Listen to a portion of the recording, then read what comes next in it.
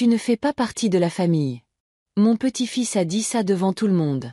Les cousins, les oncles, les voisins, tous réunis autour de la longue table en chêne. Sa voix était tranchante, assurée, le genre de ton destiné à blesser. Et ça était le cas. La pièce n'est pas tombée dans le silence. Non, un rire gêné a continué, accompagné de verres qui trinquent et de regards qui se détournaient de moi, comme si j'étais devenue invisible en un instant. Je n'ai pas protesté. Je n'ai pas supplié. Je suis juste restée assise là, les mots résonnant dans ma poitrine plus fort que le brouhaha. C'est à ce moment-là que j'ai compris que la trahison ne vient pas toujours en tempête. Parfois, elle arrive dans une seule phrase, prononcée par l'enfant même que vous avez porté sur vos épaules. Mais voici ce que personne dans cette pièce ne savait. Chaque brique de cette maison, chaque euro derrière ce festin, chaque sourire qu'ils arboraient si confortablement. Tout avait commencé avec moi. Et avant que la nuit ne soit finie, ils se souviendraient de cette vérité d'une manière qu'ils n'auraient jamais imaginée.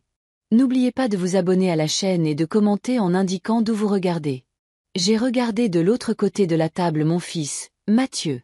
Il était occupé à découper le rôti, souriant comme si de rien n'était. Hélène, sa femme, s'est penchée pour lui murmurer quelque chose à l'oreille. Elle a ri trop fort, comme si elle voulait que toute la pièce entende son bonheur. Je connaissais ce rire. Ce n'était pas de la joie. C'était du triomphe. Et à cet instant, j'ai compris qu'il ne s'agissait pas seulement d'une remarque imprudente de mon petit-fils. Non, c'était orchestré, planifié. J'étais en train d'être effacée de ma propre famille. J'ai attrapé mon verre d'eau. Mes mains stables cachaient la tempête en moi. Le cristal tremblait, mais pas de faiblesse, de retenue, du poids des souvenirs se heurtant au présent. Mon petit-fils Ethan était assis bien droit, les épaules carrées. Il avait 16, peut-être 17 ans maintenant, assez grand pour connaître le pouvoir des mots, assez grand pour comprendre ce que signifiait la trahison. Ses yeux ont rapidement évité les miens, mais j'y ai surpris une lueur de défi. Un voisin de l'autre côté de la table a essayé de détendre l'atmosphère. Belle soirée, n'est-ce pas, Hélène? Belle maison, belle famille. Ces mots étaient comme du vinaigre. J'ai hoché la tête, forçant un sourire, mais à l'intérieur je pensais, oui, belle maison. Mais qui l'a construite? Le dîner a continué, cliquetis de couverts, murmures de conversation. Mais pour moi, chaque son était assourdi, brouillé par l'écho des mots d'Ethan. Tu ne fais pas partie de la famille. Je me suis excusée de table après un moment, marmonnant quelque chose sur le besoin de prendre l'air. Personne n'a protesté. Personne ne m'a suivi. C'était en soi la réponse que je ne voulais pas, mais dont j'avais besoin. Il se portait très bien sans moi. Le couloir était faiblement éclairé, bordé de photos de famille. Mes photos autrefois, mais maintenant elles racontaient une histoire dont je ne faisais plus partie. Mathieu et Hélène souriant à un gala. Ethan dans son uniforme de football, tenant un trophée. Émilie, ma petite fille, surprise en plein rire un jour d'été. Mais moi, mon visage était absent. Les photos que j'avais autrefois choisies, encadrées, avaient été remplacées. Mes pas se sont ralentis alors que je les étudiais, réalisant que j'avais déjà été effacée bien avant qu'Ethan ne prononce les mots à voix haute. Je me suis arrêtée près de la porte du salon. De là, je pouvais entendre le bavardage à table, étouffé, mais sans équivoque. La voix d'Hélène s'élevait, claire et nette. Eh bien, les choses vont mieux maintenant. Nous pouvons enfin recevoir correctement. Puis des rires, suivis de l'accord fier de Mathieu.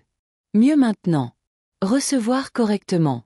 Des mots qui laissaient entendre que ma présence avait été ce qui les retenait. Je me suis assise dans le fauteuil près de la fenêtre, celui que j'avais acheté il y a 20 ans. Mes doigts ont tracé le cuir usé. Chaque pli m'était familier. Chacun un souvenir des nuits passées ici à tenir Mathieu enfant, à lui lire des histoires jusqu'à ce qu'il s'endorme. Et maintenant, son fils, le garçon qui s'asseyait autrefois sur mes genoux, me suppliant de lui raconter les mêmes histoires, m'avait déclarée étrangère. La maison était vivante d'échos, pas seulement de ce soir, mais de décennies. Hélène pouvait redécorer tout ce qu'elle voulait, accrocher de nouvelles photos et acheter de nouveaux rideaux, mais les murs savaient, les planchers se souvenaient, et je me souvenais. Mamie. Une voix douce m'a ramenée à la réalité. Émilie se tenait dans l'embrasure de la porte, les mains jointes nerveusement. Elle avait 15 ans, avec des yeux doux qui me voyaient encore. Sa voix était à peine un murmure. Je suis désolée pour ce qu'Ethan a dit. J'ai souri, même si ça faisait mal. Ce n'est pas ta faute, ma chérie. Ses sourcils se sont froncés. Mais ce n'était pas vrai. Tu es de la famille. Tu es tout. Elle a hésité, jetant un coup d'œil vers la salle à manger. Il ne le voit pas, mais moi si. Ces mots m'ont presque brisé plus que ceux d'Ethan parce qu'ils étaient sincères, et la sincérité était rare dans cette maison maintenant. Je me suis penchée en avant, baissant la voix. Émilie, écoute-moi. Parfois, les gens oublient d'où ils viennent. Ils oublient qui les a aidés à se tenir debout, mais l'oubli ne change pas la vérité. Elle a hoché la tête, les larmes aux yeux. Je déteste la façon dont il te traite. La haine est un lourd fardeau, ai-je dit doucement. Laisse-moi le porter. Toi, contente-toi de te souvenir. Elle a essuyé ses yeux rapidement, craignant d'être surprise en train de me montrer de la loyauté. Puis elle est retournée vers la salle à manger, me laissant seule avec mes pensées. Je suis restée dans ce fauteuil longtemps après que les assiettes aient été débarrassées et que les rires se soient tus. La maison est devenue silencieuse, mais pas mon esprit.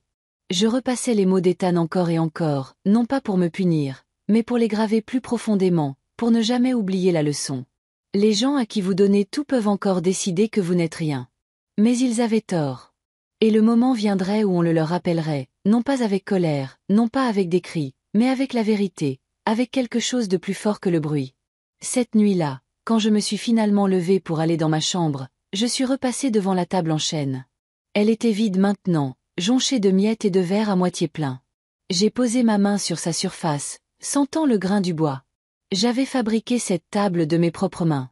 Chaque repas de famille, chaque célébration, chaque dispute, chaque réconciliation s'y était déroulée. Ce soir, elle avait été la scène de mon humiliation, mais demain ou le jour d'après, elle serait le témoin de quelque chose d'autre. Dans le silence, j'ai murmuré au bois lui-même. Pas encore, mais bientôt. Les lumières du couloir ont vacillé, et j'ai réalisé qu'Hélène avait éteint la plupart des interrupteurs, me laissant dans une quasi-obscurité. Elle n'a pas vérifié si j'étais à l'aise. Ne m'a pas demandé si j'avais besoin de quelque chose. Pourquoi l'aurait-elle fait? À ses yeux, j'étais déjà partie. J'ai monté les escaliers lentement, non pas parce que mes jambes étaient faibles, mais parce que chaque marche était un rappel que c'était encore ma maison.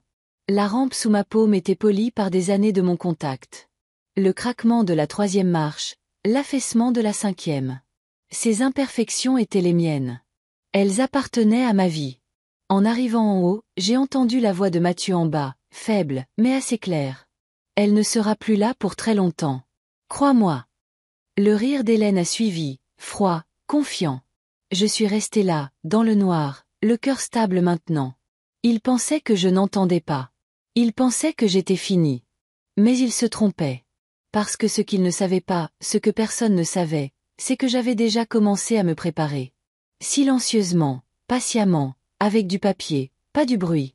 Et quand le moment viendrait, il ne se souviendrait pas seulement que j'étais de la famille. Il se souviendrait que j'étais la fondation.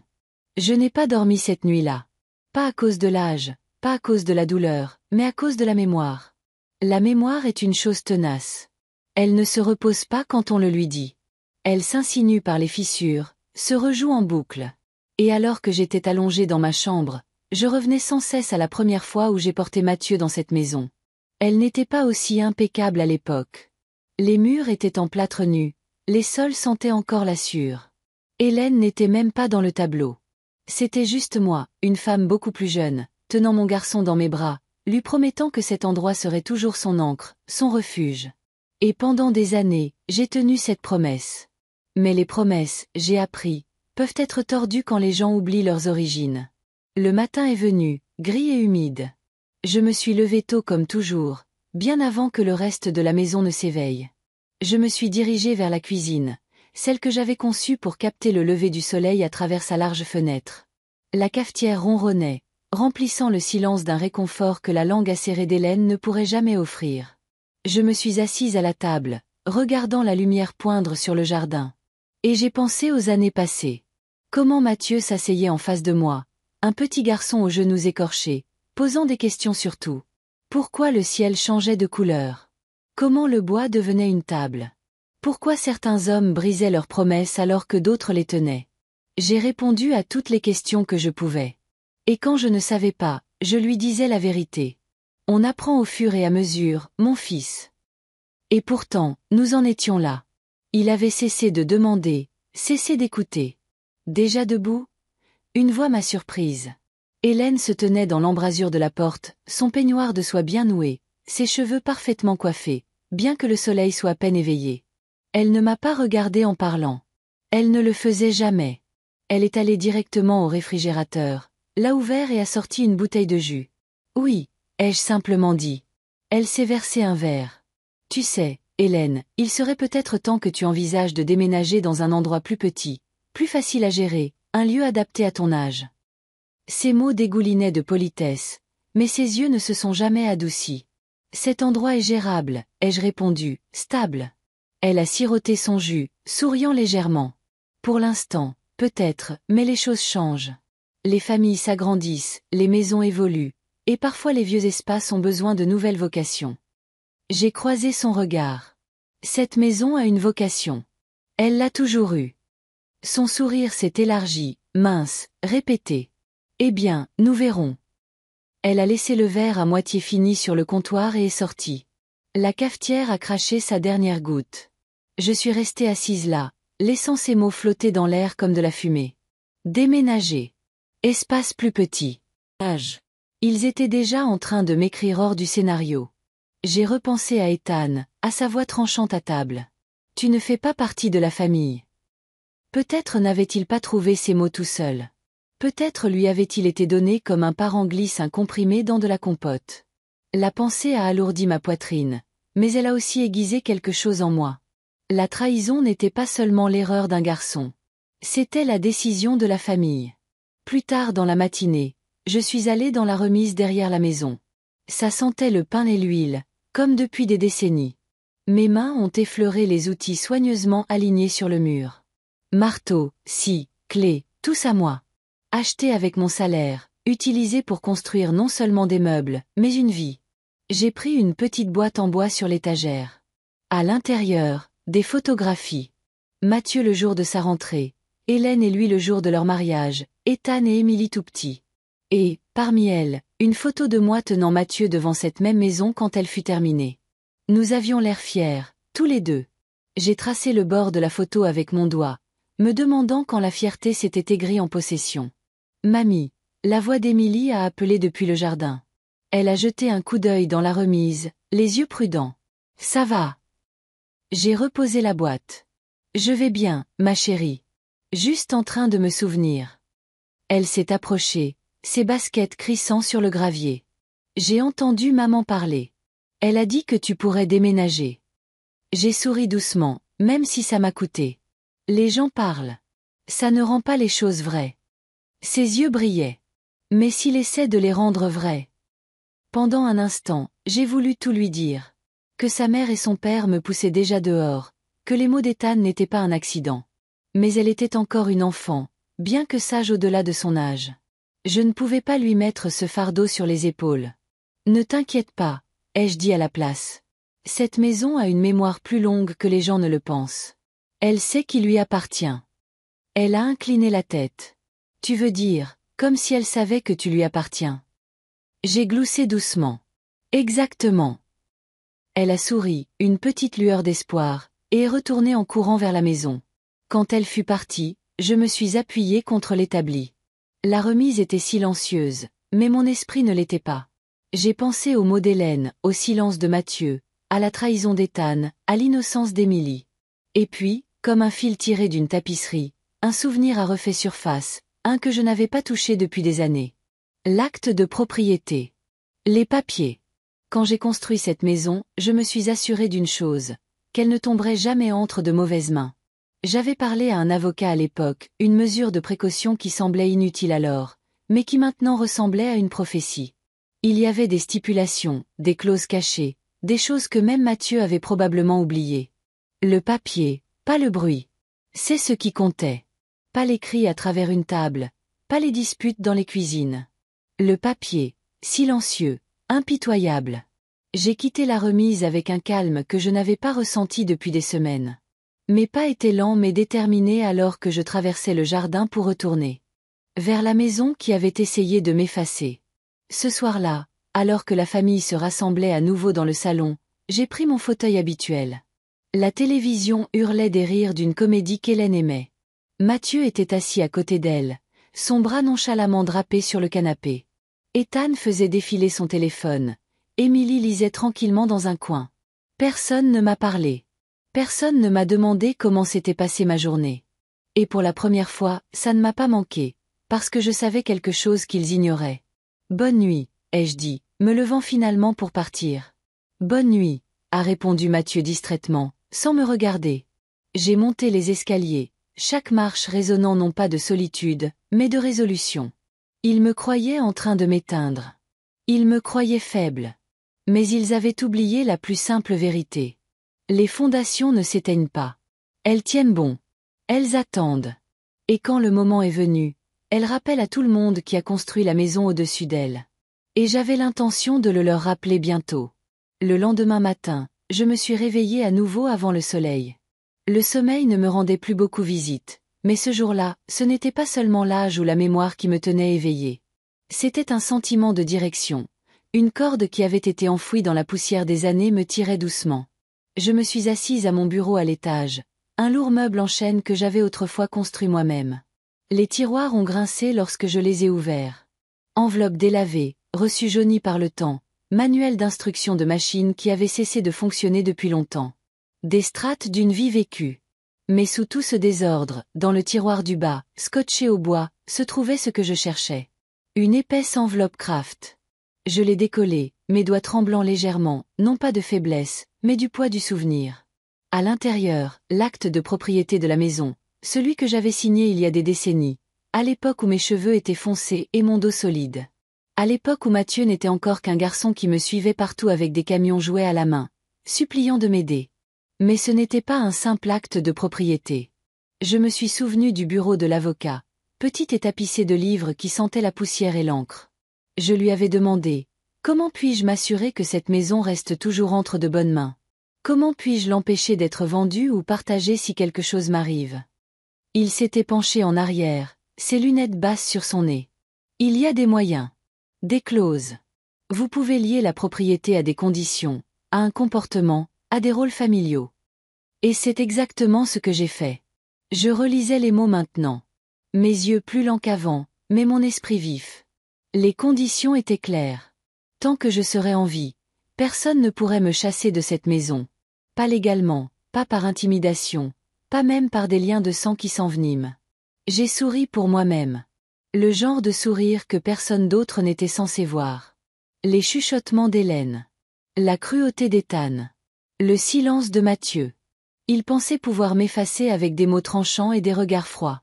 Mais ils n'avaient pas fait leur devoir. Le papier se souvient. Les gens oublient. Un coup à la porte interrompit mes pensées. Mamie? La voix d'Émilie. Entre, ai-je dit, glissant l'acte de propriété dans l'enveloppe, le cachant sous une pile de vieux albums photos. Elle a passé la tête, ses cheveux lâches autour de ses épaules. Tu es toujours levé si tôt. Les vieilles habitudes, ai-je dit. Le soleil n'aime pas m'attendre, alors je ne l'attends pas. Elle a souri faiblement et s'est approchée. Papa veut savoir si tu viens avec nous aujourd'hui. Il emmène maman faire les magasins pour... Eh bien, je crois que ce sont des meubles. Des meubles? Ai-je demandé, bien que je connaisse déjà la réponse. Oui, dit-elle doucement, les yeux baissés. Pour la pièce du bas. Ils ont dit qu'elle avait besoin d'un nouveau départ. Un nouveau départ. Ces mots ont atterri lourdement. Ils voulaient effacer même les coins de la maison que je touchais encore. J'ai tendu la main et lui ai serré doucement la sienne. Vas-y avec eux si tu veux. Je serai bien ici. Elle a hésité, puis a secoué la tête. Je préférerais rester. Pendant un instant, j'ai vu l'enfant en elle, la petite fille qui me suivait autrefois dans le jardin, posant des questions sur chaque fleur et chaque insecte. Elle était plus âgée maintenant, prise entre des loyautés qu'elle n'avait jamais demandées. Et j'ai réalisé qu'elle était ma seule alliée dans cette maison. Alors aide-moi à faire quelque chose, ai-je dit. Qu'est-ce que c'est? A-t-elle demandé. J'ai sorti un grand livre poussiéreux du bureau. Ce sont les archives de la construction de cet endroit. Chaque clou, chaque planche. J'ai tout noté. Je pense qu'il est temps que quelqu'un d'autre dans cette maison connaisse l'histoire. Ses yeux se sont écarquillés alors qu'elle feuilletait les pages. Tu as écrit tout ça? Chaque chiffre, ai-je dit. Parce qu'un jour, je savais que quelqu'un demanderait qui a vraiment construit cet endroit, et je voulais que la réponse soit prête. Elle a tracé l'encre fanée du bout de son doigt. Mamie, pourquoi tu me montres ça? Parce que tu dois te souvenir de ce qu'ils ont oublié, lui ai-je dit. Cet endroit n'est pas sorti de nulle part. Il est né du travail. Mon travail. Ses lèvres se sont pincées comme si elle voulait en dire plus mais ne le pouvait pas. Au lieu de ça, elle a hoché la tête. Quelques heures plus tard, quand le reste de la famille est rentré avec des sacs de courses et des sourires, je les ai observés depuis le porche. La voix d'Hélène était forte, Mathieu portait des boîtes, Ethan se vantait d'un achat qu'il avait fait. Ils sont passés juste devant moi comme si j'étais déjà un fantôme, hantant la charpente de la maison. Mais je n'étais pas un fantôme. Pas encore. Cette nuit-là, quand ils dormaient tous, je me suis de nouveau assise à mon bureau. J'ai composé un numéro que je n'avais pas utilisé depuis des années. Le téléphone a sonné 2 fois avant qu'une voix fatiguée mais familière ne réponde. Hélène. Oui, ai-je dit doucement. Ça fait longtemps. Une pause, puis un petit rire. Tu ne m'appelles que quand il y a des ennuis. Alors tu sais pourquoi j'appelle, ai-je répondu. Tu as toujours les papiers. Je les ai-je dit. Et je pense qu'il est temps de leur rappeler ce qu'ils signifient. Il y eut un silence au bout du fil. Puis la voix s'est adoucie. Faites attention, Hélène. Le papier peut protéger, mais il peut aussi détruire. Es-tu prête pour ça? J'ai regardé par la fenêtre. La maison était sombre, silencieuse, respirant encore les souvenirs de décennies. Ma maison. Oui, ai-je murmuré. Je suis prête.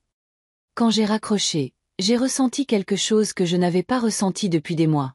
Pas le désespoir, pas la solitude. La résolution.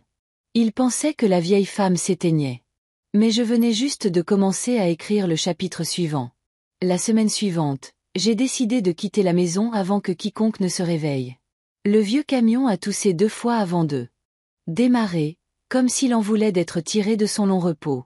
Je ne l'avais pas conduit depuis des mois, peut-être un an, mais ce matin-là, le volant était ferme dans mes mains, comme s'il se souvenait de moi. La ville n'avait pas beaucoup changé. Le même bistrot avec son enseigne au néon fissuré, la même vitrine de quincaillerie encombrée de perceuses poussiéreuses. Mais en passant devant, je ne pouvais m'empêcher de penser à quel point j'avais changé. Ou peut-être à quel point j'y avais été forcé. Je me suis garé devant un petit bâtiment en briques avec des lettres dorées délavées sur la vitre. Cabinet d'avocats Miller et associés. À l'intérieur, l'air sentait le vieux papier et le bois poli. Derrière le bureau, un homme plus âgé a levé les yeux d'une pile de dossiers. Ses cheveux étaient plus rares maintenant, ses lunettes plus épaisses, mais ses yeux étaient les mêmes, vifs, précis. Hélène Moreau, dit-il en se levant. Je n'en reviens pas. Je pensais ne te revoir que dans une notice nécrologique. J'ai souri faiblement. Pas encore, Thomas. Nous nous sommes serrés la main. Sa poigne était plus faible que dans mon souvenir, mais stable. Il m'a conduite dans son bureau, la même pièce exiguë que je me rappelais d'il y a des années. Des livres tapissaient les murs, du sol au plafond, leur dos usé, mais fier. Alors, dit Thomas, s'installant dans son fauteuil. Pourquoi maintenant? Pourquoi, après tout ce temps? J'ai fait glisser l'enveloppe sur son bureau. Parce qu'ils ont oublié. Et j'ai besoin de le leur rappeler. Il l'a ouverte, ajustant ses lunettes pendant qu'il lisait. Ah, l'acte de propriété. Tu l'as vraiment gardé toutes ces années. Malin. J'avais un pressentiment, ai-je dit. À l'époque, je ne savais pas de qui je le protégeais. Maintenant, je sais. Thomas m'a regardé attentivement. C'est blindé. Ils ne peuvent pas toucher à cette maison. Pas légalement. Mais Hélène, si tu t'engages sur cette voie, ce ne sera pas juste du papier. Ce sera la guerre entre ces murs. Je me suis penchée en avant. Ils ont déclaré la guerre au moment où mon propre petit-fils m'a dit que je ne faisais pas partie de la famille. Le silence pesa lourdement entre nous. Puis Thomas a hoché la tête. Très bien. Alors, nous allons affûter les lames. Ce soir-là, en rentrant à la maison, j'ai trouvé le salon à moitié vidé, les meubles partis, les murs nus. Hélène se tenait au centre, un presse-papier à la main, aboyant des ordres à 2 livreurs. Attention avec ça. C'est une antiquité. Elle s'est arrêtée quand elle m'a vue. Oh, tu es de retour. Son ton n'était pas chaleureux, même pas poli, juste dédaigneux. Que se passe-t-il ici? Ai-je demandé, bien que je connaisse déjà la réponse. Un nouveau départ, a-t-elle dit. Nous redécorons l'espace. Pour qu'il soit à nous. À nous, ai-je répété. Ma voix était calme, mais elle portait. Mathieu est entré alors, les mains pleines de tringles à rideaux. Il s'est figé quand il m'a vu. Pendant une seconde, la culpabilité a traversé son visage, puis il s'est durci. Maman, s'il te plaît, ne commence pas. Nous avons juste besoin que la maison nous ressemble. Ressemble à la vôtre, ai-je coupé. Oui, j'ai entendu ça. Ethan est apparu derrière lui, un sourire narquois aux lèvres. Il est temps que cet endroit arrête de ressembler à un musée. Sans vouloir t'offenser, mamie. Sans vouloir offenser, ai-je dit lentement. C'est exactement ce que les gens disent quand ils veulent dire le contraire. La pièce est devenue tendue. Même les déménageurs se sont sentis mal à l'aise. Je n'ai pas élevé la voix. Je n'ai pas argumenté. Au lieu de cela, je suis passé devant eux, j'ai monté les escaliers et j'ai fermé ma porte. Mais derrière cette porte, je ne battais pas en retraite. Je planifiais. Plus tard dans la nuit, Émilie a frappé doucement. Mamie. Entre, ai-je dit. Elle s'est glissée à l'intérieur, fermant la porte derrière elle. Ses yeux étaient rouges. Elle avait pleuré. Il change tout, a-t-elle murmuré. La maison ne ressemble même plus à la maison. Elle le redeviendra, lui ai-je dit. Crois-moi. Elle s'est assise sur le bord du lit, se tordant les mains. Est-ce que tu as un plan? Je l'ai regardée. Cette petite fille prise au milieu d'une tempête qu'elle n'a pas créée. Elle méritait l'honnêteté, du moins en partie. Oui, ai-je dit. Mais ce n'est pas le genre qui fait du bruit. C'est le genre qui laisse une marque que personne ne peut effacer. Elle a incliné la tête. Que veux-tu dire? J'ai de nouveau sorti le grand livre du tiroir, l'ouvrant à une page pleine de chiffres et de signatures. Tu vois cette ligne? Elle s'est penchée plus près. Oui. C'est là que je me suis assuré que personne, ni ton père, ni ta mère, ni même Ethan, ne puisse me mettre dehors. Pas tant que je suis en vie. Cette maison est à moi jusqu'au jour où j'en déciderai autrement. Ses yeux se sont écarquillés. Alors ils ne peuvent pas. Non, ai-je dit fermement. Ils peuvent essayer. Ils peuvent crier. Ils peuvent réarranger les meubles. Ils peuvent même prétendre que je n'existe pas. Mais cette maison c'est qui l'a construite. Et la loi s'en souvient, même s'ils l'ont oubliée. Elle a laissé échapper un souffle tremblant. Alors, que va-t-il se passer maintenant? J'ai fermé le grand livre, le glissant à nouveau dans le tiroir. Maintenant, nous attendons. Et quand le moment sera venu, nous leur montrerons la vérité. Quelques jours plus tard, j'ai entendu Mathieu au téléphone en bas. Sa voix montait par la cage d'escalier. Oui, l'annonce devrait être prête le mois prochain. Oui, la valeur de la propriété est élevée, surtout avec les rénovations. Nous pourrons agir rapidement une fois les papiers réglés. Je me suis assise en haut des escaliers, écoutant. Alors, c'était ça. Il ne faisait pas que redécorer. Il se préparait à vendre. Et à cet instant, j'ai senti quelque chose de froid s'installer en moi. Pas de la tristesse, pas même de la colère, mais de la clarté. Ils voulaient la maison sans moi. Ils voulaient m'effacer. Mais ils avaient oublié une chose. Je n'étais pas encore partie. Cette nuit-là, j'ai écrit une lettre. Pas à Mathieu, pas à Hélène, pas même à Ethan. À toute la famille. Cousins, oncles, voisins. Les mêmes personnes qui s'étaient assises à cette table en chêne quand Ethan m'avait dit que je ne faisais pas partie de la famille. Ceux qui avaient détourné les yeux, complices par leur silence. Ils recevraient un rappel. Un rappel de qui avait construit la fondation sur laquelle ils se tenaient tous. Et quand le jour viendrait de le révéler, il ne resterait plus de rire, seulement le silence. Parce que parfois, la vengeance la plus bruyante ne vient pas des cris. Elle vient du papier, de la vérité, et d'une femme qu'ils pensaient finie, mais qui ne l'était pas. Les dîners du dimanche avaient toujours été la tradition de notre famille. Bien avant qu'Hélène ne commence à les orchestrer comme des pièces de théâtre, mon défunt mari Marc et moi les organisions simplement. Poulet rôti, pommes de terre, pain frais sorti du four. La nourriture importait moins que la chaleur. C'est là que Mathieu a appris à couper sa viande avec une fourchette et un couteau, où Ethan a fait ses premiers pas sous cette table en chêne. Mais ce dimanche était différent. Je pouvais le sentir avant même d'entrer dans la salle à manger. L'air était plus tendu, les rires plus aigus, comme si tout le monde jouait un rôle. Hélène se tenait en bout de table, arrangeant les assiettes avec la précision d'une reine. Mathieu traînait près de la fenêtre, le téléphone collé à la main, chuchotant sur les valeurs du marché et les dates de clôture. Ethan était affalé sur sa chaise, souriant à des blagues que lui seul trouvait drôles. Et tout au bout était assise Émilie, son regard dérivant vers moi toutes les quelques secondes, les yeux remplis de quelque chose qui ressemblait à la fois à de la peur et de l'espoir. Elle savait. Elle était la seule à savoir ce que je portais dans la poche de ma veste. La lettre. Les mêmes cousins, oncles, voisins qui étaient là le soir où Ethan m'a blessé avec ces mots étaient de nouveau ici. Leurs visages tournés vers le festin, vers le vin, vers n'importe quoi d'autre que moi. Je me suis assise tranquillement, pas en bout de table, pas au centre, sur le côté. Je voulais qu'ils soient à l'aise. Je voulais qu'ils soient sûrs d'eux. Hélène a fait teinter son verre. Tout le monde, merci d'être ici. Cela signifie beaucoup pour nous de pouvoir partager cette maison avec vous tous. Cette maison. Elle l'a dit comme si c'était déjà la sienne. La pièce a bourdonné d'approbation, les fourchettes ont raclé, les verres se sont levés. Personne ne m'a posé de questions. Personne n'a même jeté un regard dans ma direction. Et c'est là que j'ai lentement posé mes mains sur l'enveloppe dans ma poche. Le dîner a suivi son cours, les plats arrivant un par un. La conversation coulait comme une rivière qui m'emportait loin du rivage. Mathieu riait avec ses cousins de stratégie d'investissement. Hélène se vantait des projets pour la propriété.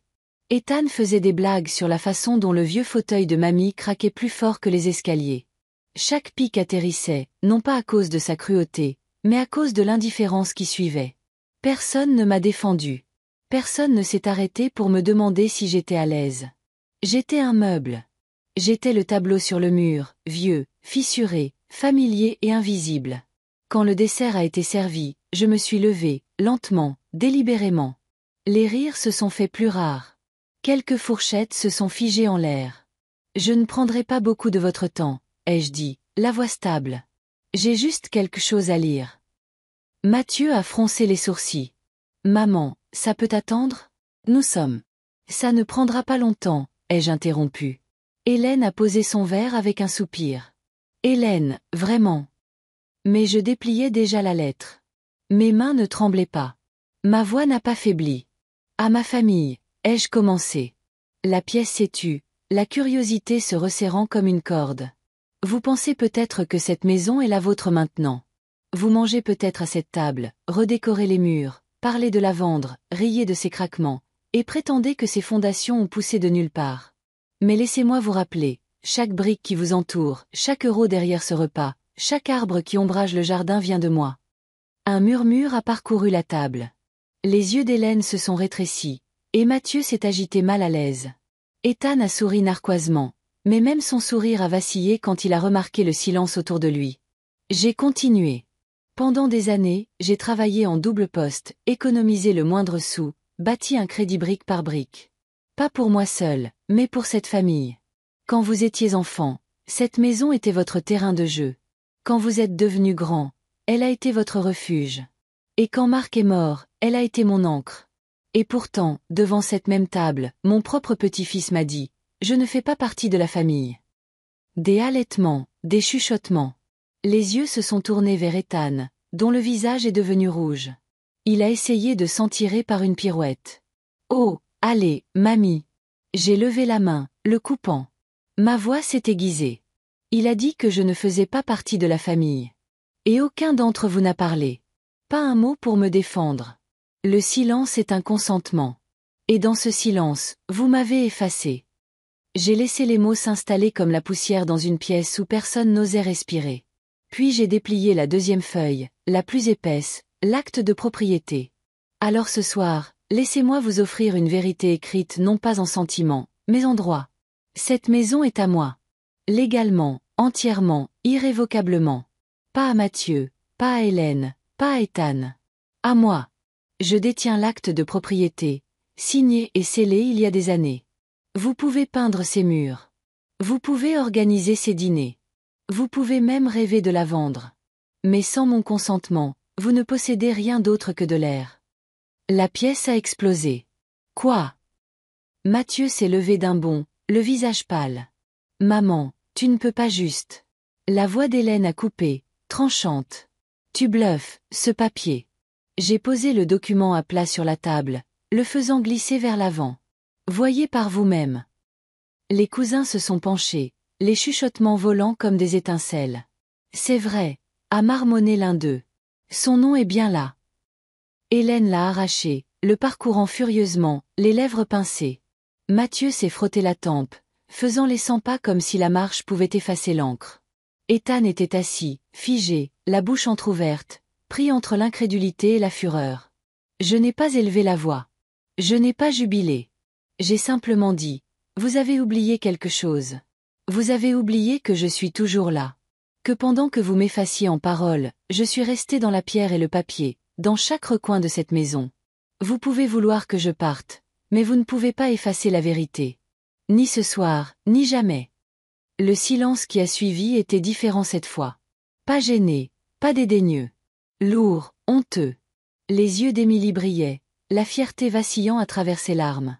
Elle a été la première à applaudir, juste une fois, doucement, non pas en célébration, mais en reconnaissance. Et dans ce son unique, l'équilibre de la pièce a basculé. Personne n'a ri. Personne n'a porté de toast. Pour la première fois depuis des années, ils étaient forcés de me voir. Cette nuit-là, après que les invités soient partis dans une confusion feutrée, Hélène a fait irruption dans ma chambre. « Tu nous as humiliés », a-t-elle sifflé. Devant tout le monde. Je l'ai regardé droit dans les yeux. Non, je vous ai rappelé la vérité. Il y a une différence. Elle a pointé un doigt tremblant vers moi. Tu crois que c'est fini? Tu crois qu'un bout de papier te rend intouchable? Je me suis adossée à ma chaise, calme. Pas intouchable, simplement inamovible. Il y a une différence là aussi. Ses yeux ont flamboyé, mais elle n'avait plus de mots. Elle a claqué la porte derrière elle, et seule dans le calme, je me suis permis un sourire. Pas un grand, pas triomphant, mais stable. Parce que pour la première fois depuis longtemps, je n'étais plus invisible. Il m'avait vu, et il s'en souviendrait. Le matin après le dîner, la maison était plus silencieuse qu'elle ne l'avait jamais été. Pas de cliquetis d'assiettes, pas de rire filtrant à travers les murs, juste le silence. Un silence épais, malaisé. Je me suis réveillée avant l'aube, comme toujours, j'ai fait bouillir de l'eau pour le café, et je me suis assise près de la fenêtre de la cuisine. La vapeur s'enroulait vers le haut, l'odeur terreuse et rassurante. Pour la première fois depuis des mois, je ne me sentais pas invisible. Mais je savais aussi ce que signifiait le silence. Ce n'était pas la paix. C'était un complot. En milieu de matinée, je les ai entendus. La voix de Mathieu en bas. Urgente, basse. Celle d'Hélène, plus aiguë, coupant comme une lame. On ne peut pas le laisser s'en tirer comme ça, a claqué Hélène. Tu comprends ce qu'elle a fait hier soir? Devant tout le monde. Je sais, a marmonné Mathieu. Mais crier ne résoudra rien. Tu ne comprends pas. Ils ont vu l'acte de propriété, Mathieu. Ils l'ont vu de leurs propres yeux. Elle nous a fait passer pour des squatteurs dans notre propre maison. Il y a eu une pause. Puis Mathieu a soupiré. Je vais appeler Robert. Le nom m'a frappé comme une pierre jetée dans une eau calme. Robert, son ami avocat.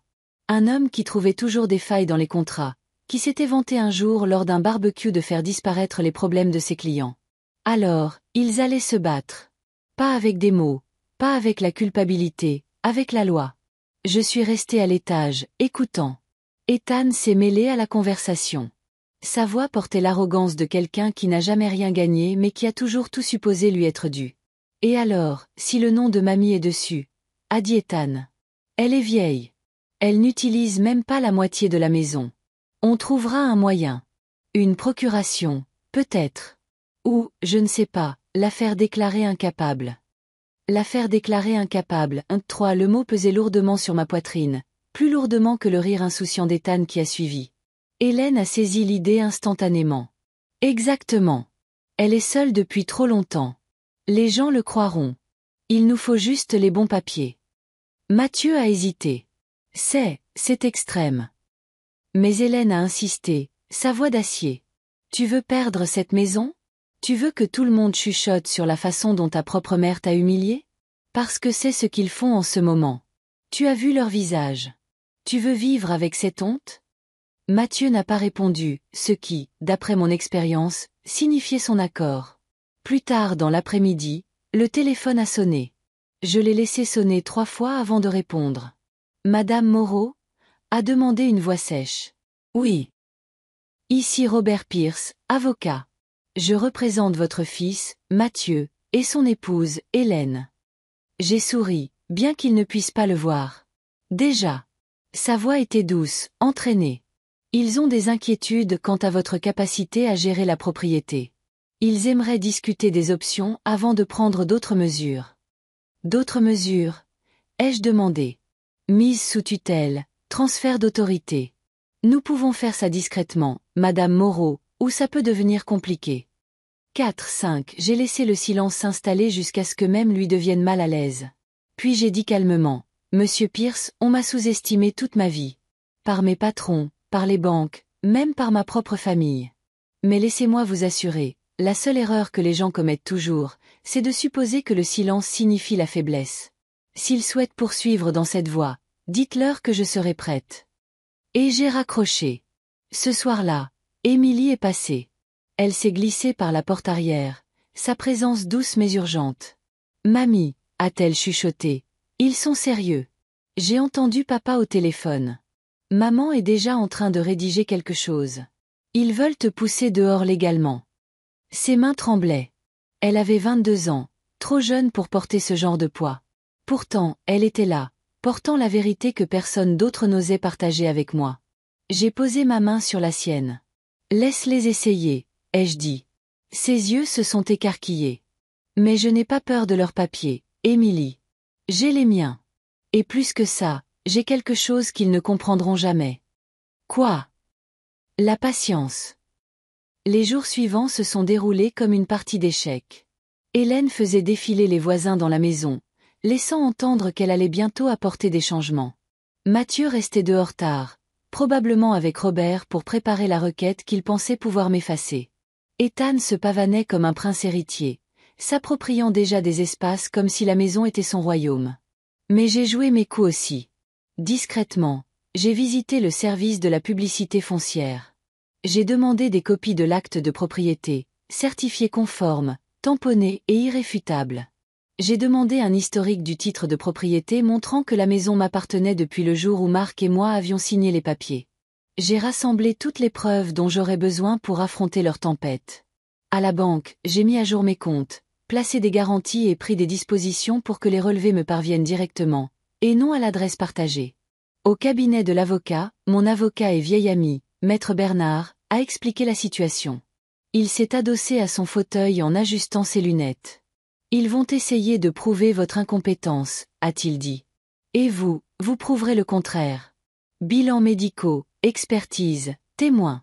Vous avez toute votre tête, Hélène. Mon Dieu, vous êtes plus vive que la plupart des gens de la moitié de votre âge. Ils regretteront de vous avoir sous-estimé. J'ai hoché la tête. Bien.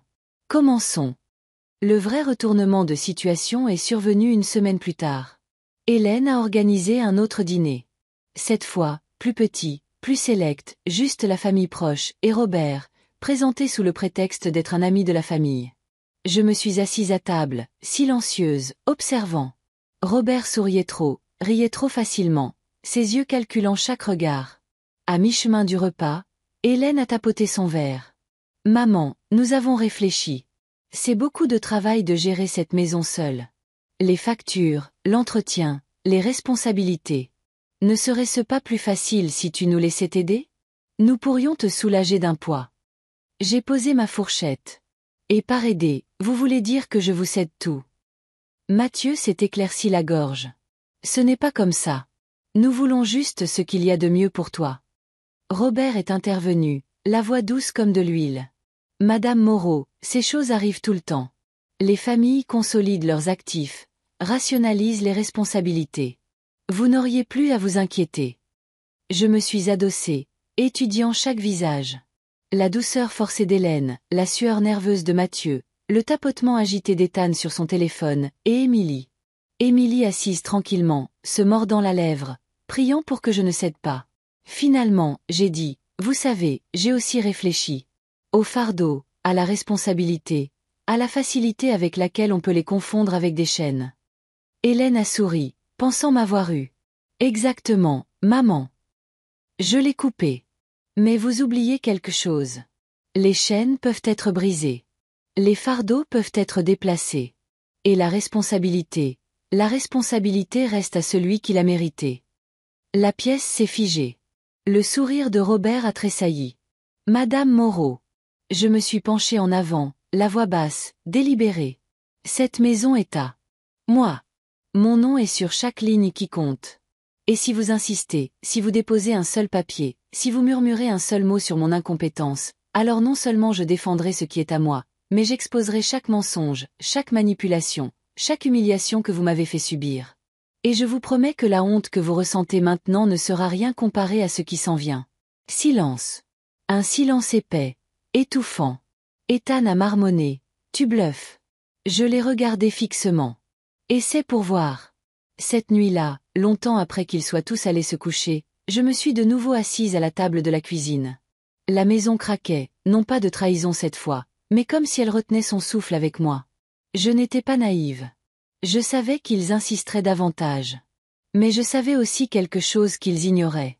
La vengeance n'a pas besoin de crier. Elle attend. Elle se construit.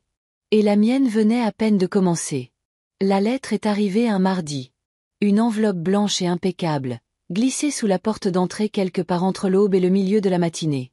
Je savais que ce n'était pas un mot d'un voisin ou une facture. Non, celle-ci avait un poids, le genre de poids que seul le papier timbré peut avoir. Quand je me suis penchée pour la ramasser, le sceau m'a tout dit, tribunal d'instance, service des tutelles, 3 il l'avait fait. Je me suis assise à la table, l'enveloppe non ouverte, sirotant mon café lentement. Le bruit de la cuillère tapant contre la porcelaine était régulier, délibéré. Finalement, je l'ai ouverte.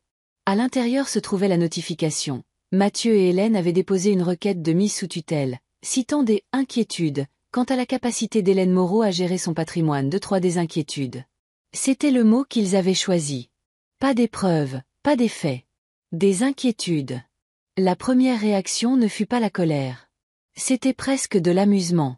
Après toutes ces années à élever Mathieu, à le voir devenir un homme, c'était tout ce qu'il avait trouvé pour me déclarer incompétente.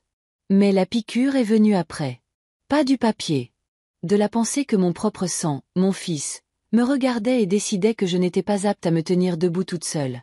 Cette trahison pesait plus lourd que n'importe quelle assignation à comparaître. Ce soir-là, je n'ai pas caché la lettre. Je l'ai placée au centre de la table de la salle à manger, où tout le monde pouvait la voir. Mathieu l'a remarqué le premier en entrant, Hélène sur ses talons. Ses yeux ont croisé les miens, puis se sont posés sur le papier. Maman, Hélène l'a coupé. C'est pour ton bien, Hélène. Tu as eu des difficultés. La maison est trop grande. Les finances, les décisions. Je me suis levée, lente et délibérée, mes mains reposant sur le dossier de la chaise. Des difficultés. Ma voix était calme, mais elle portait une pointe assez acérée pour trancher son ton répété. Vous oubliez, ai-je dit, que j'ai construit cette maison de mes propres mains. Brique par brique, salaire par salaire. Si c'est votre définition de la difficulté, alors je suppose que j'ai eu des difficultés toute ma vie. Ethan, avachi à proximité, a souri narquoisement. Mamie, ce n'est pas personnel. C'est juste pratique. Tu ne peux pas t'accrocher à tout pour toujours. La fourchette d'Émilie a heurté son assiette avec un bruit sec. Comment peux-tu dire ça, Ethan? C'est ta grand-mère. Ethan a haussé les épaules, les yeux rivés sur son téléphone. Et ça ne veut pas dire qu'elle doit nous entraîner tous dans sa chute. Les mots ont coupé plus profondément qu'ils ne le réalisaient. Je n'ai pas bronché, cependant.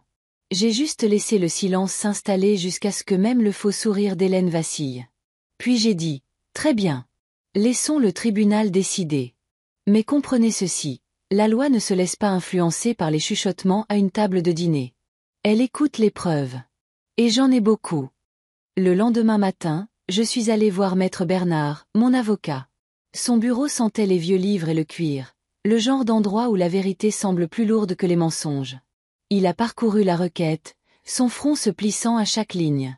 Il plaide l'incompétence, a dit Bernard sèchement. Ils vont essayer de prétendre que vous ne pouvez pas gérer vos affaires. C'est sournois, mais pas rare. Et, il s'est penché en arrière, tapotant le papier. Ils auront besoin de preuves. Des expertises médicales, des témoignages. Ils n'ont pas ça. Vous êtes lucide, Hélène. Bon sang, vous êtes plus vive que la plupart des gens que je vois passer ici. J'ai souri faiblement. Alors, nous nous battons. Ses lèvres se sont retroussées en un sourire. Nous ne nous contentons pas de nous battre. Nous nous préparons. Expertise médicale, témoins, relevés financiers, tout cela doit être irréprochable. Quand nous aurons terminé, non seulement ils perdront le procès, mais ils regretteront de l'avoir intenté. Une semaine plus tard, j'ai passé ma première expertise. Le médecin, une femme sévère mais juste, m'a posé toutes les questions possibles et imaginables. Dates, chiffres, rappels de souvenirs, et même l'actualité. J'ai répondu à chacune sans hésitation. À la fin, elle a posé son stylo. Madame Moreau, a-t-elle dit, vous n'êtes pas seulement compétente, vous êtes précise. Je serai heureuse de témoigner en ce sens. Cette nuit-là, j'ai glissé l'expertise dans mon dossier grandissant de documents. Actes de propriété, relevés bancaires, lettres certifiées. Ma forteresse de papier se renforçait à chaque page. Mais la vengeance ne consiste pas seulement à se défendre. Il s'agit de trouver les failles dans l'armure de votre adversaire. Et c'est là qu'Émilie m'a aidé. Un soir, elle est venue avec son ordinateur portable, le visage pâle mais déterminé. « Mamie, tu devrais voir ça. » Elle a tourné l'écran vers moi.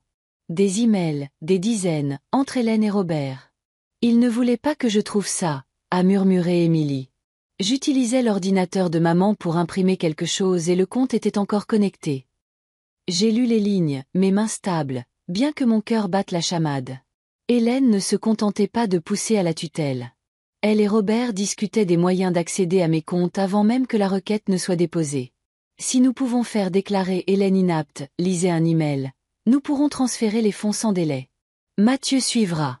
Il le fait toujours. Alors voilà. Pas d'inquiétude, pas de devoir familial. La cupidité. Le retournement de situation a eu lieu quelques nuits plus tard lors d'un autre dîner tendu. Hélène s'est versé du vin, les yeux brillants d'une fausse patience. « Maman, dit-elle doucement. La date du tribunal approche. Tu peux épargner à tout le monde bien des ennuis si tu signes simplement la procuration. Nous nous occuperons du reste. » J'ai posé ma fourchette. « Vous avez pensé à tout, n'est-ce pas ?» Son sourire s'est aiguisé. « Il ne s'agit pas de nous. Il s'agit de te protéger. » J'ai mis la main dans ma veste et j'ai sorti une feuille de papier pliée. L'email. Je l'ai fait glisser sur la table, observant son visage pendant qu'elle lisait ses propres mots. La couleur a quitté ses joues. Mathieu s'est penché, la confusion se transformant en panique. Ethan a haussé les sourcils, prêtant. Soudainement attention. Je me suis adossée. Me protéger, ou protéger votre accès à mes comptes. Hélène a bégayé. Où as-tu eu ça? Disons simplement, ai-je répondu doucement, que les écrits parlent plus fort que le bruit. 6-7 La pièce est tombée dans le silence. Même Ethan semblait secoué. Les yeux d'Émilie ont rencontré les miens. Et dans ce moment de calme, nous savions toutes les deux que le vent avait tourné. Cette nuit-là, seule à la table de la cuisine, j'ai ouvert le dossier de documents. Actes de propriété, expertise, preuves de compétences, et maintenant leurs propres mots, preuves de leur intention. Ils pensaient jouer aux échecs, déplaçant leurs pions avec soin. Mais ils n'avaient pas remarqué la reine, toujours debout, tranquillement, attendant son heure. La maison a gémi doucement, le bois se tassant dans la nuit.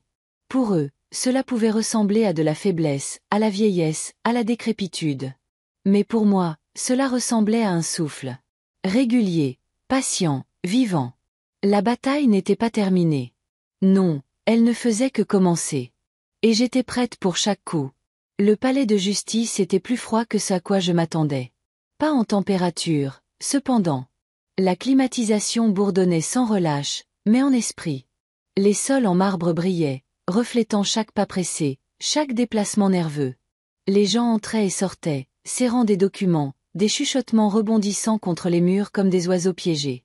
J'ai marché lentement, ma canne tapant légèrement contre le sol. Non pas que j'en ai besoin, ce n'était pas le cas. Mais je voulais qu'il me voie comme stable, délibérée, une femme en contrôle de ses pas. Émilie était à mes côtés, tenant son carnet, le menton haut, avec un défi qu'elle ne prenait pas la peine de cacher. Mathieu et Hélène étaient déjà là, assis avec Robert et Ethan. Leur avocat se penchait près d'eux. Les yeux d'Hélène se sont posés sur moi, rapides, vifs, puis sont revenus à ses papiers.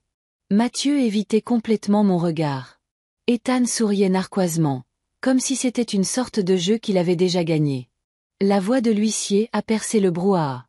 Affaire numéro 4821, concernant la mise sous tutelle d'Hélène Moreau. Ça a commencé. La juge était une grande femme aux cheveux gris acier tirés en arrière, ses lunettes perchées bas sur son nez. Sa voix portait l'autorité sans avoir besoin de volume. Nous sommes ici aujourd'hui pour statuer sur la requête de mise sous tutelle déposée par Mathieu Moreau et Hélène Moreau concernant l'incapacité présumée de Madame Hélène Moreau. Ses yeux se sont posés sur moi, vifs et évaluateurs. Madame Moreau, êtes-vous prête à procéder? Je me suis levée lentement, hochant la tête. Oui, Madame la juge. Nos avocats ont commencé. Le conseil d'Hélène et Mathieu a brossé un tableau de moi comme étant fragile, confuse et incapable de gérer même les affaires les plus simples. Il m'a décrite comme une femme qui laissait des factures impayées, qui oubliait les noms, qui était un danger pour elle-même. Chaque phrase dégoulinait d'une inquiétude répétée, bien que tout le monde dans la pièce puisse entendre le sous-entendu. Il voulait le contrôle. Je suis restée assise, immobile, les mains jointes, sans interrompre. Le papier parle plus fort que le bruit. Puis maître Bernard, mon avocat, s'est levé. Il était calme, ses mots précis. Madame la juge, ce que nous avons ici n'est pas une inquiétude pour le bien-être de Madame Moreau. Nous avons de la cupidité. Nous avons une tentative calculée de priver une femme de ses droits, orchestrée par ceux qui en bénéficieraient financièrement. Et nous avons des preuves. Il m'a fait signe. Madame Moreau, voulez-vous bien venir à la barre?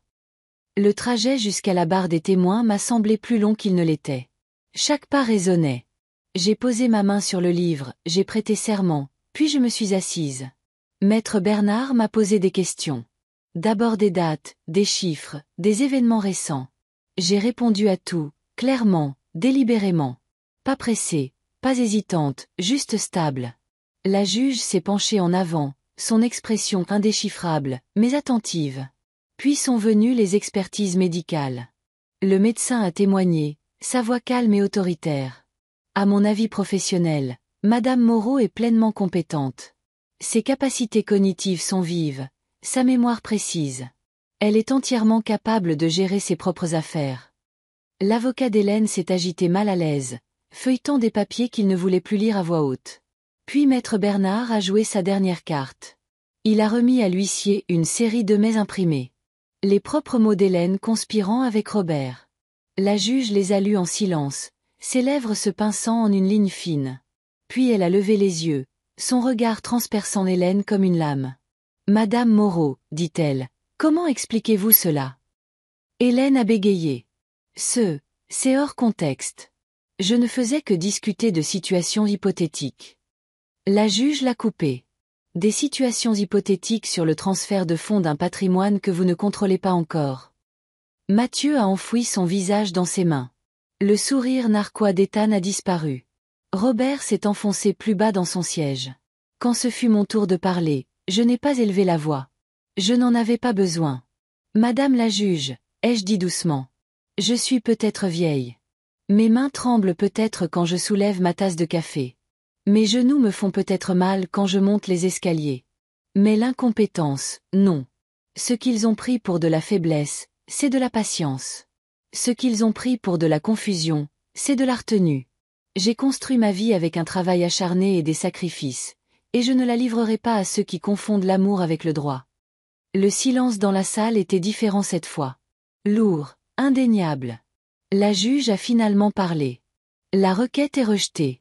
Madame Moreau est compétente et conservera le plein contrôle de son patrimoine. De plus, ce tribunal estime que les requérants ont agi de mauvaise foi. De futures actions de cette nature ne seront pas tolérées. Le marteau a frappé. Sec, final. Après, alors que les gens sortaient en traînant les pieds, le visage d'Hélène était pâle, ses mains tremblaient en rassemblant ses affaires. Mathieu n'a pas voulu croiser mon regard. Ethan a marmonné quelque chose à voix basse. Mais sa bravade avait disparu, brisée en 1000 morceaux par l'écho du marteau. Émilie m'a serré la main. Tu l'as fait, mamie. Je l'ai regardée, ma voix stable. Non, Émilie. Nous l'avons fait. Ce soir-là, je me suis assise à la même table en chêne où la trahison avait été prononcée pour la première fois.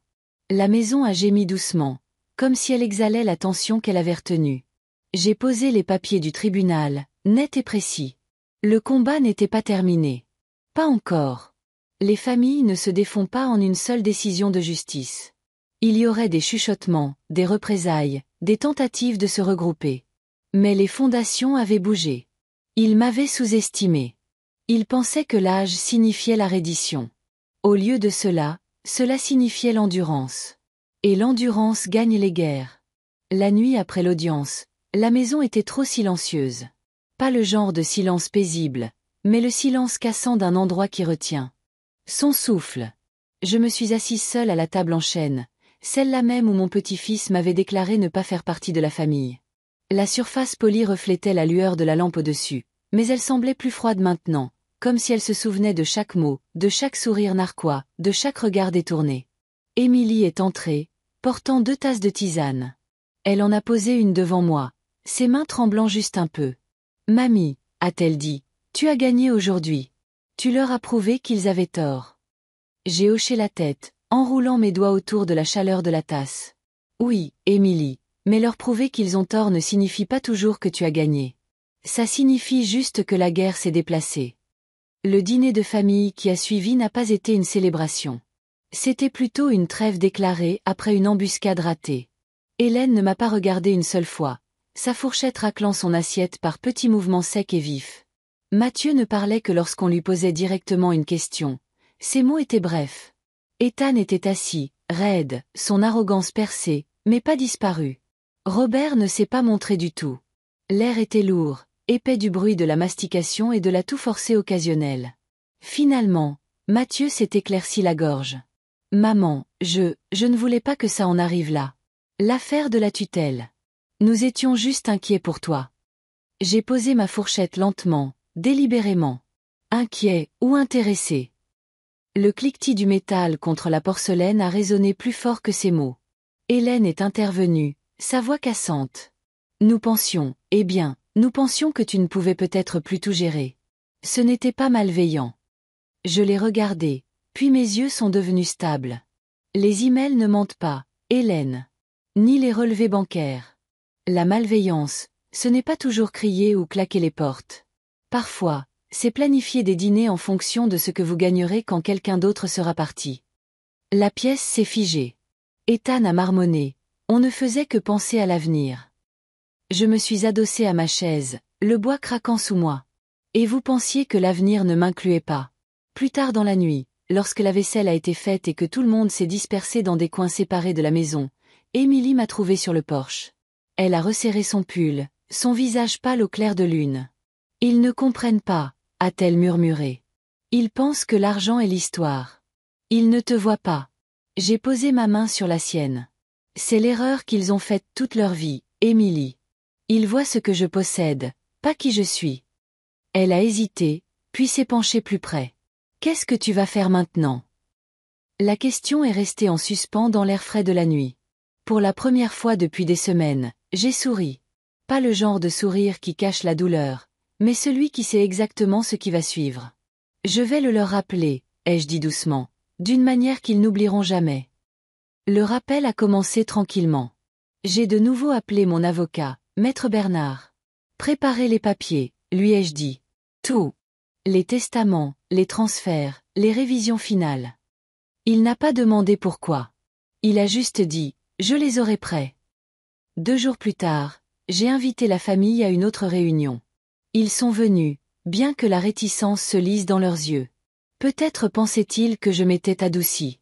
Peut-être pensaient-ils que je voulais la réconciliation. Ils se sont assis à nouveau à la table en chêne, ce morceau de bois maudit et sacré. La maison semblait écouter. Je me tenais au bout de la table, des papiers soigneusement empilés dans mes mains. Ma canne reposait contre la chaise à côté de moi, bien que je n'en ai pas besoin. Je vous ai appelé ici, ai-je commencé, parce que les familles ne devraient pas se décider dans les salles d'audience. Elles devraient se décider dans les foyers. Mathieu s'est agité mal à l'aise. Hélène a croisé les bras. Ethan a tapoté ses doigts contre le bois. Émilie était assise en silence, son regard fixé sur moi. J'ai posé les papiers. Voici l'avenir dans lequel vous vouliez me précipiter. Mon patrimoine, ma propriété, ma maison. Vous vouliez le contrôle, alors je vous donne une réponse. J'ai fait glisser la première page sur la table. Ethan l'a attrapée, l'a parcourue, puis son visage s'est vidé de sa couleur. Qu'est-ce que c'est? A-t-il marmonné. Mathieu la lui a arraché des mains, ses yeux s'écarquillant. Tu as tout changé. Hélène s'est penchée en avant, sa voix aiguë. Ça dit que nous ne sommes plus les bénéficiaires. J'ai hoché la tête, calme. Correct. J'ai révisé mon testament. Émilie est la seule et unique bénéficiaire. Chaque brique, chaque euro, chaque souvenir lui revient. 8-9, le silence a été brisé. Ethan a frappé la table de sa main. Tu ne peux pas simplement nous effacer. Je l'ai regardé, ma voix stable comme la pierre. Vous m'avez effacé les premiers. Vous vous souvenez? La pièce a éclaté. Mathieu a essayé d'argumenter, la voix d'Hélène était stridente, Ethan furieux, mais rien de tout cela n'avait d'importance. Les papiers étaient signés, scellés et légaux. Leur protestation était du bruit. Le papier avait parlé. Émilie était assise, figée, les lèvres entr'ouvertes par le choc. Elle a murmuré, « Mamie, je n'ai pas demandé ça. » Je me suis tournée vers elle, mes yeux s'adoucissant. « Je sais que tu ne l'as pas fait. C'est pourquoi tu le mérites. » Cette nuit-là, longtemps après qu'il soit parti en trombe, la maison s'est enfin sentie différente. Pas silencieuse, pas lourde. Vivante. Émilie était assise à côté de moi, sa tête sur mon épaule. « Ils ne te pardonneront jamais, » a-t-elle dit. J'ai pris une lente inspiration. Le pardon n'est pas le but, Émilie. La mémoire l'est. Ils se souviendront de cette nuit. Ils se souviendront que je n'ai pas été effacée, que j'ai eu le dernier mot. Et alors que la maison expirait, que la table en chêne brillait sous la faible lumière, je savais que la guerre était terminée. Non pas parce que je les avais détruits, mais parce que je m'étais réappropriée. Le matin après la tempête, je me suis réveillée sous la lumière du soleil qui filtrait à travers les rideaux. Pour la première fois depuis des mois, elle ne semblait pas être une intruse. Elle ressemblait à une vieille amie réchauffant les bords d'une vie que je pensais devenue définitivement froide. Émilie était déjà réveillée. Je l'ai trouvée dans la cuisine en train de faire du café, fredonnant faiblement. Elle a levé les yeux quand je suis entrée et m'a souri si sincèrement que cela a percé le résidu d'amertume qui s'accrochait à moi. « Mamie, » dit-elle doucement en me tendant une tasse. « Tu te sens plus légère. » J'ai pris le café, inhalant la vapeur. « Oui, » ai-je dit. Mais plus léger n'est pas toujours la paix. Parfois, c'est juste le poids d'une bataille terminée, tandis que d'autres attendent leur tour. Elle a incliné la tête, m'étudiant comme seule une personne qui vous voit vraiment peut le faire. Tu le regrettes? De les avoir exclus. Je me suis assise à la table en chêne, le champ de bataille des mots, le témoin silencieux de la trahison et de la justice. Passant mes doigts sur ses rainures, j'ai laissé la question en suspens. Non, ai-je finalement répondu. Je ne le regrette pas. Ce que je regrette, c'est que nous en soyons arrivés là. Que l'amour se soit transformé en compte et que le sang se soit transformé en monnaie d'échange. Les jours ont passé. La maison s'est apaisée. Hélène, Mathieu et Ethan ne sont pas revenus. Pas un appel, pas un message. Le silence était leur protestation, leur punition, peut-être même leur honte. Je n'attendais pas de réconciliation. Je ne la désirais plus. Un soir, alors que j'étais assise sur le porche, Émilie m'a rejointe en portant une boîte. « J'ai trouvé ça dans le grenier », a-t-elle dit, la posant à côté de moi. Elle était vieille, couverte de poussière. Je l'ai ouverte lentement. À l'intérieur, des photographies, des lettres jaunies et de petits jouets. La voiture miniature de mon petit-fils Ethan était sur le dessus, sa peinture écaillée, mais les roues toujours intactes. Émilie l'a ramassée. C'était à lui. « Oui », ai-je dit, la voix basse. Je la lui ai donnée quand il avait 5 ans. Il l'a transportée partout. Je pensais que des moments comme ça nous porteraient pour toujours. Émilie a reposé la voiture avec soin. Peut-être qu'elle l'a portée plus loin que tu ne le penses. Peut-être qu'il a juste oublié le chemin qu'il avait parcouru avec toi le tenant. Ces mots se sont logés dans ma poitrine. Peut-être que l'oubli était la véritable trahison, pas la malveillance. Quelques semaines plus tard, Maître Bernard, mon avocat, et passé avec les derniers papiers. En partant, il m'a serré fermement la main. Madame Moreau, la plupart des gens attendent trop longtemps. Vous avez agi à temps. J'ai hoché la tête, mais après qu'il soit parti, je suis restée à regarder l'allée. Agir à temps. C'était une phrase destinée à réconforter, mais elle portait sa propre douleur. Le temps était à la fois un allié et un voleur. Cette nuit-là, Émilie et moi nous sommes assises de nouveau ensemble. Elle m'a demandé tranquillement, « Que feras-tu du reste de tes jours, mamie ?» J'ai pensé à la maison, au silence, à la fracture des liens familiaux. Puis j'ai pensé au rire des voisins, à la chorale de l'église, au jardin derrière qui attendait de refleurir. Je vivrai, ai-je dit simplement. Pas dans leur ombre, pas dans l'amertume. Je vivrai, et je laisserai cette maison vivre à nouveau. Mais le destin, semblait-il, avait un dernier tour à jouer. Une lettre est arrivée, écrite d'une écriture tremblante. Elle venait de Mathieu. « Maman, » commençait-elle. « Je n'attends pas de pardon. Je n'attends pas d'être dans ton testament, ni même à nouveau à ta table. Mais j'ai besoin que tu saches que ce n'était pas seulement de la cupidité. C'était de la peur. La peur de perdre le contrôle. La peur de te voir t'éteindre et de ne pas savoir comment l'arrêter. J'ai eu tort. Nous avons eu tort. Ethan ne le voit pas encore. Et Hélène ne le verra peut-être jamais. Mais moi, si. Si rien d'autre, je veux te remercier de m'avoir rappelé d'où je viens, et de m'avoir rappelé que le silence ne signifie pas l'absence. Mathieu. Je l'ai lu 3 fois. Chaque mot était à la fois un baume et une lame. Émilie a touché mon bras. Tu vas lui répondre. J'ai plié la lettre lentement, je l'ai glissée dans son enveloppe. Pas encore. Parfois, le silence est la seule réponse qui a du poids. Il a besoin de réfléchir à ce qu'il a écrit. Dans les semaines qui ont suivi, j'ai reconstruit non pas des murs ou des richesses, mais le rythme d'une vie qui valait la peine d'être vécue. Émilie et moi avons planté des rosiers dans le jardin. J'ai commencé à écrire mes propres lettres, non pas pour les envoyer, mais pour les laisser derrière moi. Des lettres de mémoire, de vérité, de l'amour qui existait avant d'être corrompu. Et dans les moments calmes, je m'asseyais à la table en chêne et je pensais à la nuit où Ethan a dit « Tu ne fais pas partie de la famille. » Il avait tort. Je suis la famille. Parce que je l'ai construite, nourrie, portée. Même s'ils se sont détournés, la vérité ne disparaît pas avec leur aveuglement. La famille, ce n'est pas qui hérite de votre maison. La famille, c'est qui hérite de votre cœur. Un chaud dimanche matin, Émilie et moi sommes allés à l'église. Le soleil était doux et l'air portait l'odeur des roses en fleurs. Alors que nous étions assis sur les bancs, entourés de voisins qui me saluaient avec des sourires, j'ai réalisé quelque chose de profond. Pendant des années, j'avais eu peur d'être effacée. Peur de mourir comme un fantôme dans ma propre maison. Une note de bas de page dans l'histoire de ma propre famille. Mais maintenant, je voyais la vérité. On n'est effacé que si on le permet. Je m'étais réinscrite dans l'histoire, non pas par la colère, mais par l'action. Non pas par le bruit, mais par le papier.